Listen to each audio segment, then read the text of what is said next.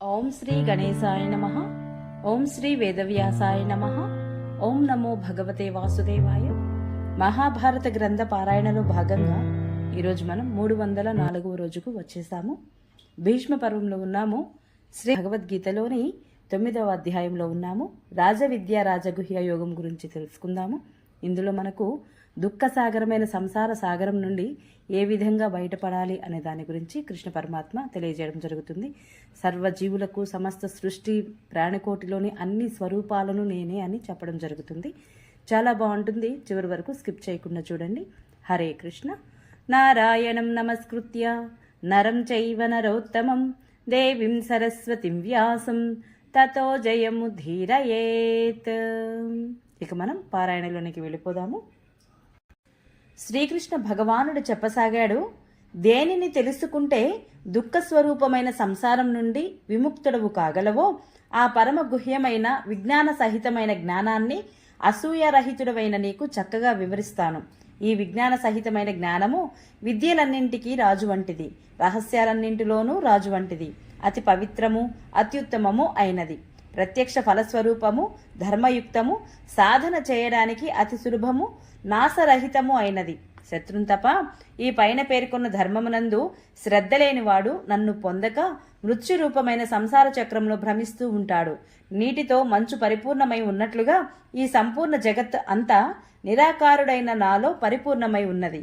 ఈ సమస్త భూతాలు నా అంతర్గత సంకల్పం మీదనే ఆధారపడి ఉన్నాయి కనుక నిజానికి వాటిలో నేను లేను, నా యందు ఆ భూతాలు లేవు.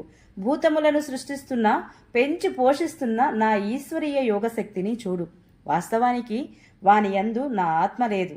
ఆకాశంలో పుట్టి అంతటా చరిస్తున్న మహావాయువు ఎప్పుడూ ఆకాశంలోనే ఉన్నట్లుగా నా సంకల్పం వలన పుట్టిన సమస్త ప్రాణులు నాయందే ఉన్నాయని తెలుసుకో.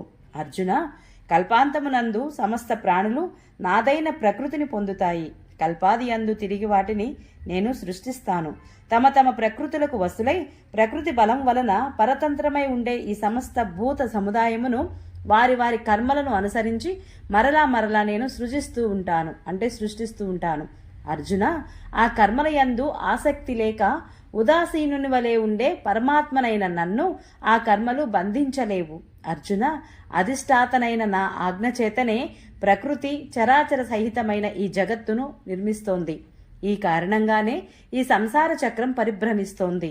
నా పరమతత్వాన్ని ఎరుగలేని మూఢులు మానవ శరీరాన్ని ధరించిన సమస్త ప్రాణులకు మహేశ్వరుడనైన నన్ను అల్పునిగా పరిగణిస్తున్నారు. వ్యర్థమైన ఆశలు, వ్యర్థమైన కర్మలు, వ్యర్థమైన జ్ఞానం కలిగిన విక్షిప్త చిత్తులైన అజ్ఞానులు రాక్షసమైన, ఆసురమైన, మోహమయమైన ప్రకృతినే ధరించి ఉంటారు. కానీ కుంతీనందన, దైవీ ప్రకృతిని ఆశ్రయించిన మహాత్ములు నన్ను సమస్త ప్రాణులకు సనాతన కారుణునిగా, నాశరహితునిగా, అక్షర స్వరూపినిగా తెలుసుకొని అనన్య చిత్తయుక్తులై నిరంతరం నన్నే భజిస్తూ ఉంటారు. ఆ దృఢ నిశ్చయులైన భక్తులు నిరంతరము నా నామాన్ని, గుణాలను కీర్తిస్తూ నన్ను పొందడానికి ప్రయత్నిస్తూ నాకు పదే పదే నమస్కరిస్తూ ఎల్లప్పుడూ నా ధ్యానంలోనే నిమగ్నులై అనన్య ప్రేమతో నన్ను ఉపాసిస్తారు. వీరికంటే వేరైన జ్ఞానులు నిర్గుణ నిరాకార బ్రహ్మనైన నన్ను జ్ఞానయజ్ఞం ద్వారా భిన్న భావంతో పూజిస్తూ నన్నే ఉపాసిస్తూ ఉంటారు.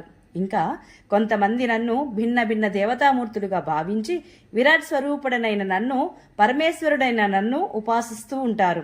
క్రతువును, యజ్ఞాన్ని, స్వధను, ఔషధిని, మంత్రాన్ని, నేతిని, అగ్నిని, హవన రూపమైన క్రియాకలాపాలన్నీ కూడా నేనే. ఈ సంపూర్ణ జగత్తును పెంచి పోషిస్తున్నవాడను, కర్మలకు ఫలాలను ఇస్తున్నవాడను, తండ్రిని, తల్లిని, పితామహుడిని, తెలుసుకోదగిన వాడిని, పవిత్రుడిని, ఓంకారాన్ని, ఋక్సామ్య యజుర్వేదాలను కూడా నేనే.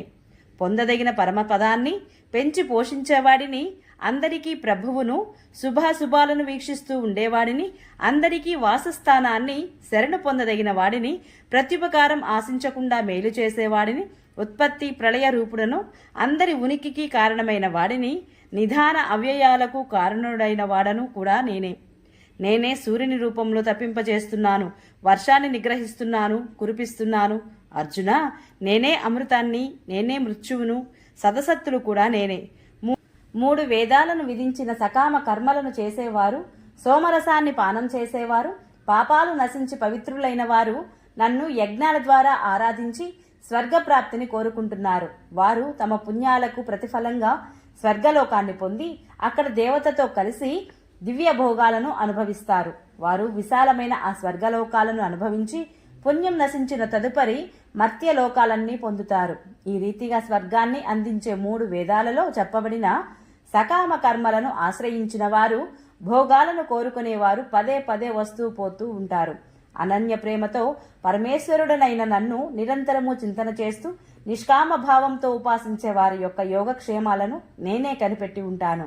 అర్జున, శ్రద్ధాయుక్తులైన సకామ భక్తులు ఒకవేళ ఇతర దేవతలను ఉపాసించినా వారు కూడా నన్ను పూజించినట్లే. కానీ వారి ఆ ఉపాసన అజ్ఞానపూర్వకమైనది. ఎందుకంటే యజ్ఞభోక్తను యజ్ఞ ప్రభువును కూడా నేనే. కానీ వారు అధియజ్ఞ స్వరూపుడనైన నా తత్వాన్ని ఎరుగలేరు.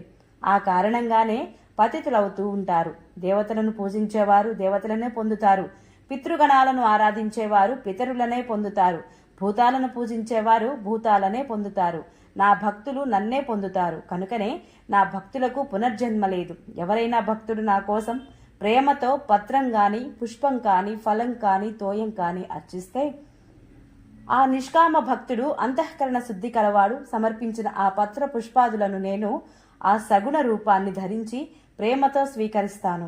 అర్జున, నీవు ఏ పని చేసినా, తినినా, యజ్ఞం చేసినా, దానమిచ్చినా, తపస్సు చేసినా వాటినన్నింటినీ నాకు సమర్పించు.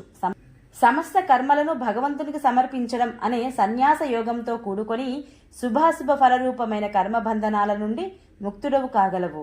అలా ముక్తి పొందిన నీవు నన్నే చేరుకోగలవు. నాకు సమస్త ప్రాణులయందు సమభావమే ఉంది. నాకు ఇష్టుడు గాని అయిష్టుడు గాని లేడు. కానీ నన్ను ప్రీతితో భజించేవారు నా యందు ఉంటారు. వారి యందు నేను ఉంటాను. అత్యంత దురాచారుడు కూడా అనన్య భావంతో భక్తుడై నన్ను సేవిస్తే అతడు మంచి నిశ్చిత బుద్ధి కలవాడు కాబట్టి సాధువుగానే పరిగణింపబడతాడు. అతడు శీఘ్రంగా ధర్మాత్ముడిగా మారి శాశ్వతమైన పరమశాంతిని పొందుతాడు. అర్జున, నా భక్తుడు ఎన్నటికీ నశించడు అని నిశ్చయంగా తెలుసుకో. అర్జున, స్త్రీలు, వైశ్యులు, శూద్రులు, చండాలాది నీచజాతులు ఎవరైనా కాని వారు నన్ను శరణుజొచ్చి పరమగతినే పొందుతారు. ఇక పుణ్యాత్ములైన బ్రాహ్మణులు, భక్తులైన రాజర్షులు పరమగతిని పొందుతారని వేరే చెప్పడం ఎందుకు? కాబట్టి సుఖరహితమైన క్షణభంగురమైన మానవ శరీరాన్ని పొందిన నీవు నిరంతరం నన్నే సేవించు. నాయందే మనసు లగ్నం చెయ్యి. నా భక్తుడువు కమ్ము. నన్నే పూజించు. నాకే నమస్కరించు. ఈ రీతిగా ఆత్మను నాయందు నియమించి మత్పరాయణుడువు కా. నన్నే పొందుతావు అని శ్రీకృష్ణ భగవానుడు అర్జునుడికి ఉపదేశించడం జరుగుతుంది. ఓం నమో భగవతే వాసుదేవాయ. ఈరోజు పారాయణ ఇంతటితో సమాప్తం. రేపు మనము శ్రీమద్ భగవద్గీతలోని విభూతి యోగం గురించి తెలుసుకుందాము. ఈ వీడియో మీకు నచ్చినట్లయితే please subscribe my channel, like, share, comment please. Thank you.